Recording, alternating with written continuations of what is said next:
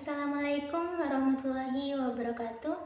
Perkenalkan, nama saya Rosida Damayanti. Saya dari kelas C3 Prodi Manajemen Pendidikan Islam dari FTIK YIN Jember.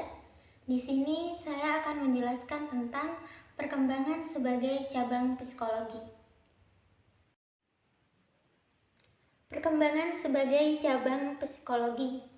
Secara umum, perkembangan ini diartikan sebagai suatu proses yang dialami oleh setiap individu yang bersifat kualitatif dan berhubungan dengan kematangan seseorang bila ditinjau dari perubahan progresif dan sistematis dalam dirinya.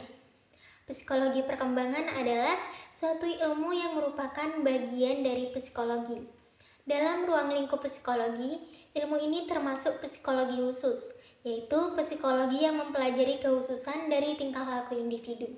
Psikologi perkembangan ini merupakan cabang dari psikologi, sebagaimana seperti yang saya ungkapkan sebelumnya bahwa perkembangan adalah perubahan-perubahan yang bersifat kualitatif pada aspek pematangan fungsi organ individu, sehingga dalam pengkajiannya tentu tidak bisa lepas dari tatanan psikologi, yang mana kemudian akan berkembang pada turunannya, yaitu psikologi perkembangan sebagai cabang dari psikologi sebagai ilmu.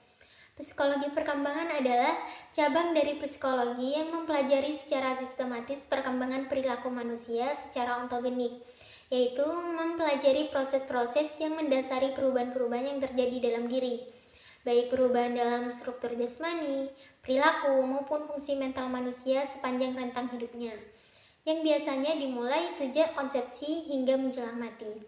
Menurut Agus Sujatno, psikologi perkembangan ini dapat diartikan sebagai psikologi yang mempelajari tingkah laku orang yang masih dalam keadaan berkembang. Ada 4 istilah yang berdekatan, bahkan saling terkait pengertiannya dengan istilah perkembangan, yaitu yang pertama adalah pertumbuhan atau grow, kemudian yang kedua kematangan atau maturation, yang ketiga belajar atau learning, dan yang keempat adalah latihan atau exercise. Keempat istilah ini sama-sama menghasilkan perubahan perilaku yang menyebabkan organisme mengalami perkembangan. Perkembangan terutama dalam konsep pertumbuhan terjadi sejak masa konsepsi, yaitu saat bertemunya antara sperma dengan sel telur sampai akhir hayat. Oleh sebab itu, perkembangan ini dapat didefinisikan sebagai perubahan sepanjang hayat, baik melalui proses pertumbuhan, kematangan, belajar, maupun melalui latihan. Jika konteks yang dimaksud dalam hal ini adalah remaja, maka yang dimaksud perkembangan remaja adalah perubahan-perubahan psikofisik yang terjadi pada masa remaja sebagai akibat dari proses pertumbuhan, kematangan, belajar, maupun melalui latihan. Kemudian selanjutnya adalah saya akan menjelaskan tentang tahap perkembangan remaja. Jadi tahap perkembangan remaja ini adalah tahap dalam proses penyesuaian diri menuju dewasa. Berdasarkan hasil observasi saya pada anak yang bernama Andre, dia ini berumur 12 tahun.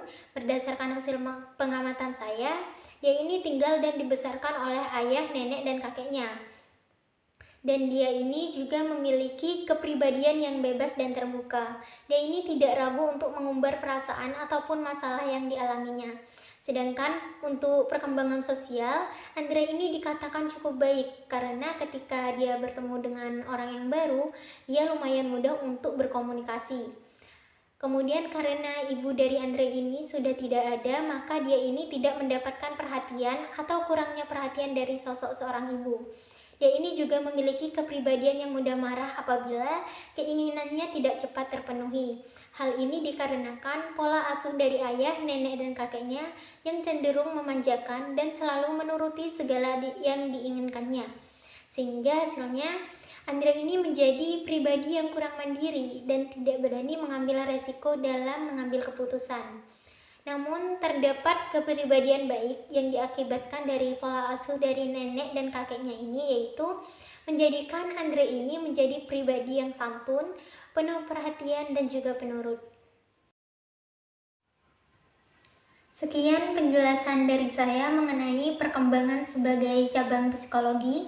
Saya ucapkan terima kasih. Wassalamualaikum warahmatullahi wabarakatuh.